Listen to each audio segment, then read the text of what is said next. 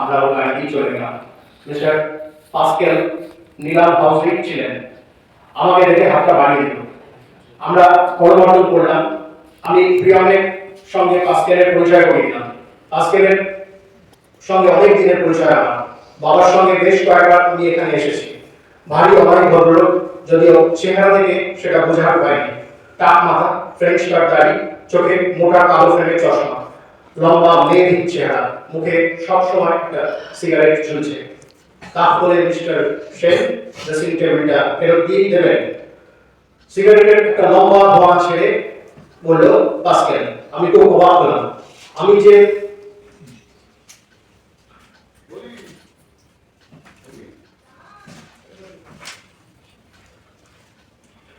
Dressing টেবিলটা ফেরত দিতে এসেছি সেটা পাস্কেল জানো কি করে? আমি তো কিছু বলিনি।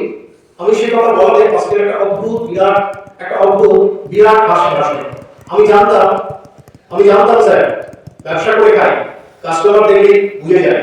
Anyway will get back the entire amount. আমি কাউকে ঠকাই না। ভেবেছিলাম মিস্টার সেন ঠিক প্রভাব করে নিতে পারবেন।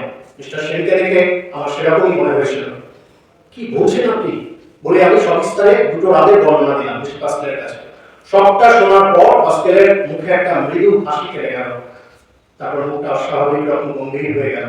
একটু থেমে বলল, you are lucky to have survived mister Sen.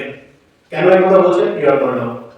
খানিকক্ষণ চুপ করে থেকে পাস্কেল বলল, এর আগে মোট 7 জনের মৃত্যুর কারণ হয়েছে এই ড্রেসিং টেবিলটা। ডেথ সার্টিফিকেটে প্রত্যেকের মৃত্যুর কারণ হিসেবে যদিও কার্ডিয়াক ফেলিওর বলা হয়েছে, তবু প্রত্যেকেরই ঘাড়ের কাছে একটা অদ্ভুত, একটা গভীর আঁচড়ের দাগ পাওয়া গেছে। পাস্কেল বলার সঙ্গে সঙ্গে আমি ঘাড়ের কাছে একটা জ্বালা অনুভব করলাম। প্রিয়মকে বললাম, প্রিয়ম আর পাস্কেল দুজনেই আমার ঘাড়ের চামড়াটা ভালো করে দেখে একই সঙ্গে উচ্চারণ করলো, স্ট্রেঞ্জ, একটা আঁচড়ের দাগ, যদিও খুব অস্পষ্ট। ভয়ে আমার গলা শুকিয়ে এসেছিল। আমি এক গ্লাস জল চাইলাম। পাস্কেল সঙ্গে সঙ্গে একটা সুদৃশ্য কাঁচের গ্লাসে আমাকে জল এনে দিল। খানিকটা ধাতস্থ হওয়ার পর পাস্কেল বলল, you have been dead but for your bed switch. আমি আর প্রিয়ম দুজনেই হাঁ করে পাস্কেলের দিকে চেয়ে রইলাম। Tea or coffee? খানিকক্ষণ নিরবতার পর পাস্কেল বলল। আমরা দুজনেই বললাম, অফকোর্স কফি। পাস্কেল ফোন করে 3 কাপ কফির অর্ডার দিল। খানিকক্ষণের মধ্যে 3 কাপ কফি এসে গেল। পাস্কেল নিজেই আমাদের কফির কাপ এগিয়ে দিল। আস্তে আস্তে বলল, never trust anyone who doesn't drink coffee. আমরা দুজনেই হাসলাম। কফির কাপে চুমুক দিতে দিতে পাস্কেলকে বললাম, আচ্ছা মিস্টার পাস্কেল, এই ড্রেসিং টেবিল সম্পর্কে আপনি বিশেষ কিছু কি জানেন? মানে এর কোনো ইতিহাস আপনার জানা আছে?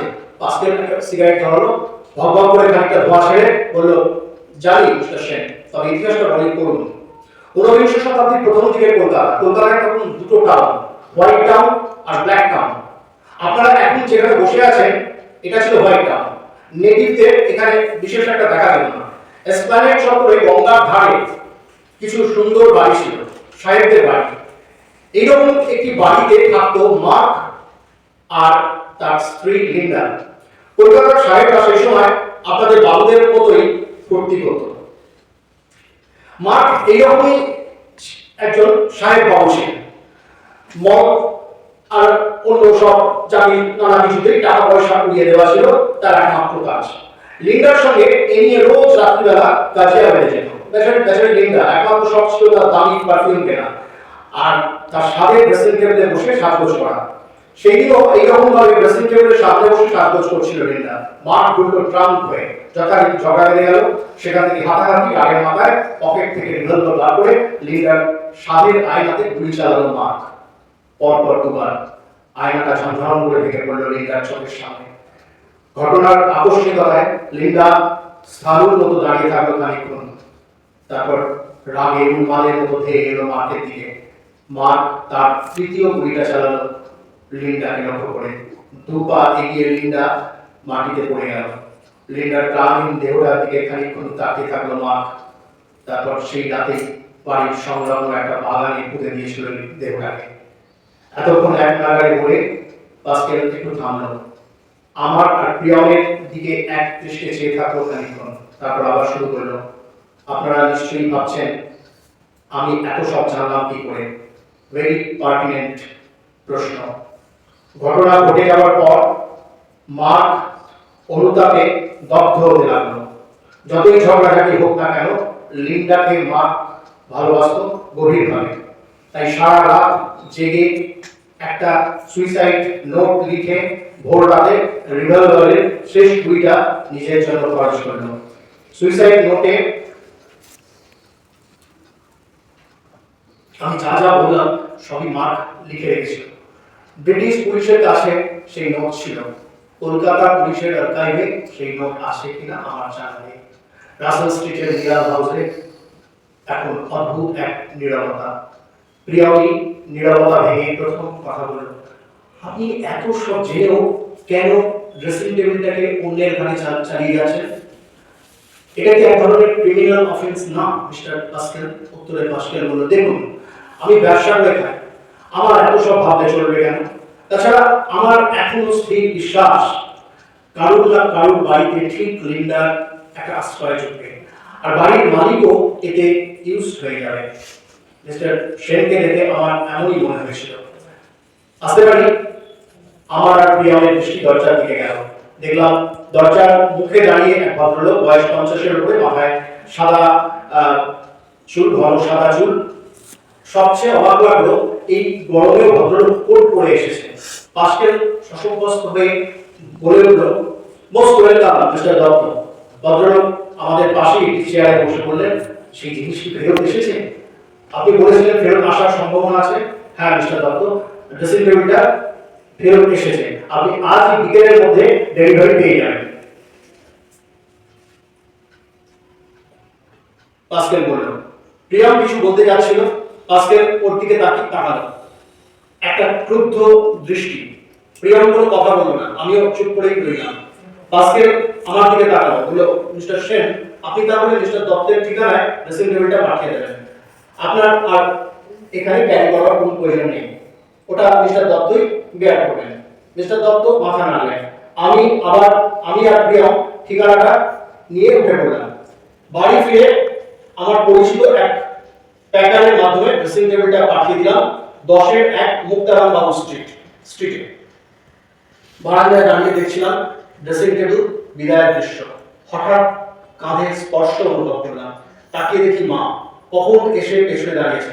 বলল, শেষমেশ বিদায় করলি? বললাম, রাখতে দিলে কোথায়? যা শুরু করেছিলে। মা বলল, ভালোই করলি, ওটা একটা অভিশপ্ত ড্রেসিং টেবিল। আমি কোনো উত্তর দিলাম না। মনে মনে বললাম, হবে হয়তো। ড্রেসিং টেবিল বিদায়ের পর 1 সপ্তাহ কেটে গেছে।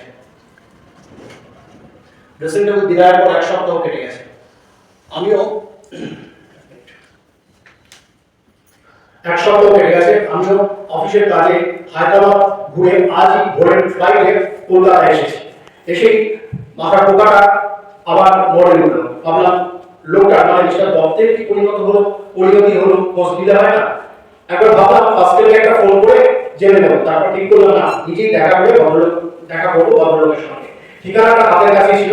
বিকেলের দিকে একটা ওলা বুক করে চলে গেলাম 10-1 মুক্তারাম বাবু স্ট্রিটে।